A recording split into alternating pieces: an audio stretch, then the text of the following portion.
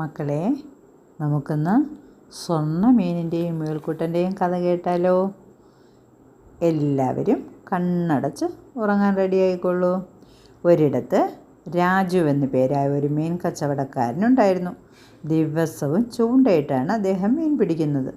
കിട്ടുന്ന മീൻ ചന്തയിൽ കൊണ്ടുപോയി കൊടുത്ത് കുടുംബം നോക്കിയിരുന്നു.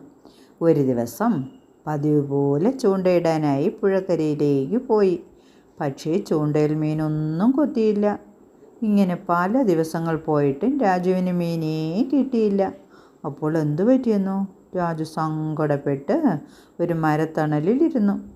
എനിക്ക് മീൻ കിട്ടാതെ എങ്ങനെ എൻ്റെ കുഞ്ഞുങ്ങൾക്ക് ആഹാരം കഴിക്കാൻ സാധനങ്ങൾ വാങ്ങുമെന്ന് വിചാരിച്ച് സങ്കടപ്പെട്ടിരുന്നപ്പോൾ നല്ല സ്വർണ്ണ നിറമുള്ള ഒരു മുയൽക്കുട്ടൻ അവിടെ വന്നു.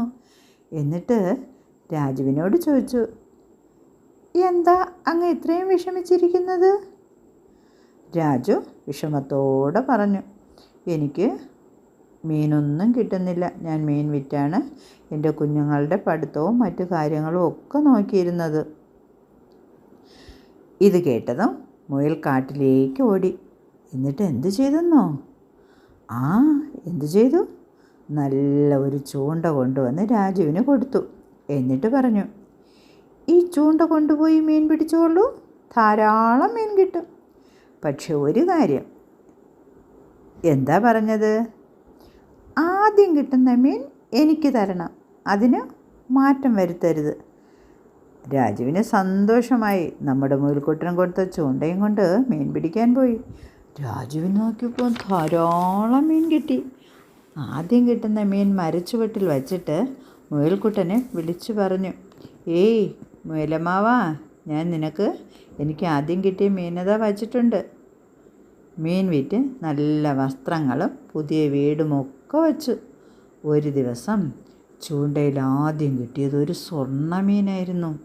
അപ്പോൾ രാജു വിചാരിച്ചു, ഈ മീൻ രാജാവിന് സമ്മാനിക്കാം. അപ്പോൾ എന്തു ചെയ്യും? എനിക്ക് ധാരാളം സമ്മാനങ്ങൾ കിട്ടും. രാജാവിന് സന്തോഷമാവുകയും ചെയ്യും. അങ്ങനെ തന്നെ ചെയ്യാം. രാജു എന്തു ചെയ്തെന്നോ? ആദ്യം കിട്ടിയ സ്വർണ്ണ മീനിന് പകരം വേറൊരു ചെറിയ മീനെടുത്ത് മരത്തിൻ്റെ ചുവട്ടിൽ മുയൽക്കുട്ടന് വേണ്ടി കൊണ്ടുവച്ചു. എന്നിട്ട് വിളിച്ചു പറഞ്ഞു, ഞാനിതാ ആദ്യം കിട്ടിയ മീൻ നിനക്ക് വേണ്ടി വെച്ചിട്ടുണ്ട്, സ്വർണ്ണ മീനുമായി. എന്നിട്ട് രാജകൊട്ടാരത്തിലേക്ക് പോയി വലിയ ഗമയിൽ രാജാവിനോട് പറഞ്ഞു, ഞാൻ അങ്ങേക്ക് വേണ്ടി ഒരു സ്വർണ്ണ മീൻ കൊണ്ടുവന്നിട്ടുണ്ട്. രാജാവിന് സന്തോഷമായി. സ്വർണ്ണ മീനല്ലേ, കാണാനും നല്ല രസമായിരിക്കും, കൊട്ടാരത്തിൽ വച്ചേക്കാം, എല്ലാവർക്കും കാണാമല്ലോ. പെട്ടി തുറന്ന് മീനെടുത്തപ്പോൾ രാജു ഞെട്ടിപ്പോയി. എന്താ പറ്റിയത്? മുയൽക്കുട്ടന് വേണ്ടി വെച്ച കുഞ്ഞു മീനല്ലേ ഇത്? സ്വർണ്ണ മീൻ എവിടെ പോയി?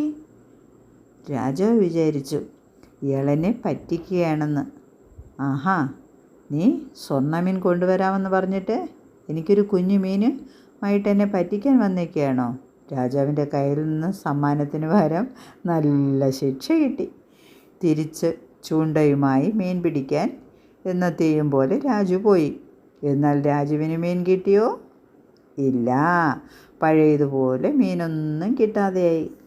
അപ്പോൾ മുയൽക്കുട്ടൻ അവിടെ എത്തി. എന്നിട്ട് പറഞ്ഞു, നീ അത്യാഗ്രഹം കാരണം വാക്കു തെറ്റിച്ചു.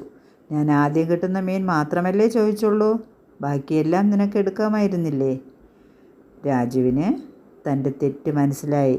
മുയൽക്കുട്ടൻ ആദ്യത്തെ ഒരു മീനല്ലേ ആവശ്യപ്പെട്ടിരുന്നുള്ളൂ, അത് സ്വർണ്ണമായാലും വെള്ളിയായാലും മുയൽക്കുട്ടന് തന്നെ കൊടുത്താൽ മതിയായിരുന്നു.